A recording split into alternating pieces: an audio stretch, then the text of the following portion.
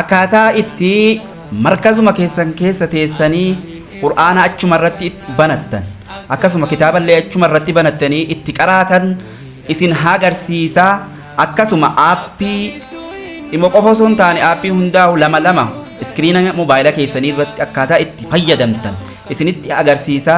Viidiyoo kana hanga dhumaa ilaaluudhaan itti fayyadamaa.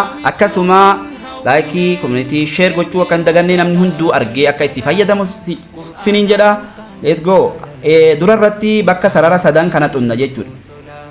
Sarara sadan kana jechuudha kan mobaayila keenya harka mirgaatti argamu kana xunna. Bakka ammallee xiyyitti jiru kana as xunna jechuudha.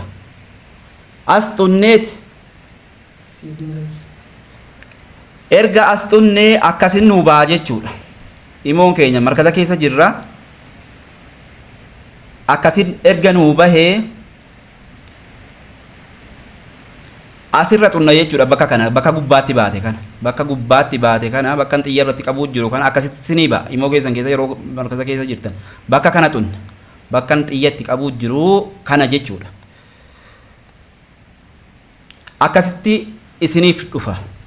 Barreeffama kanatti isiniif dhufa.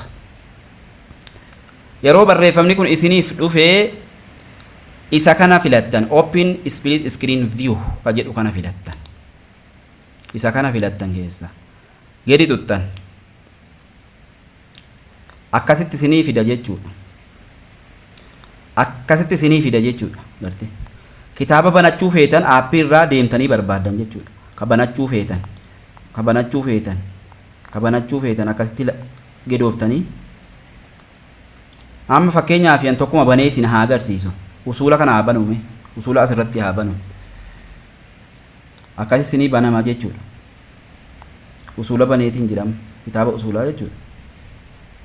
Asirratti jechuudha soo markaza keessaan baane akkasittiin fayyadamtanii akkasitti qara'uu dandeessu. Ha qara'ullee ka qaraasisullee akkasitti fayyadamee qaraasisuu qara'uu dandaha jechuudha. Kitaaba akkasittiin ammalleetiin qaraatanii jechuudha. Kitaaba hundaayyuu akkasitti banachuu dandeessan jechuudha. Fakkeenyaaf aappii telegiraamaa seenuudhaafis akkuma kanatti seentan jechuudha. Boodatti deebitanii asumarratti banattan jechuudha. Asumarra banattan jechuudha garte. Kunoo asuma tuttan. Aappii itti deebi'uudha as tuttanii aappii banachuu feetan keessa deemtanii banattanii akkasittiin ammallee itti fayyadamuu dandeessan. Egaa viidiyoo itti aanu barnoota kanaan wal qabatu barnoota ammallee gosa kanaan kan wal qabatu akka isinii fiduu fi sheer godhaa nama hundaa'uu akka wal bira ga'ee namni itti fayyadamu siniin jedha. Wassalaamu alaykum wa rahmatullahi wa barakaatuhu.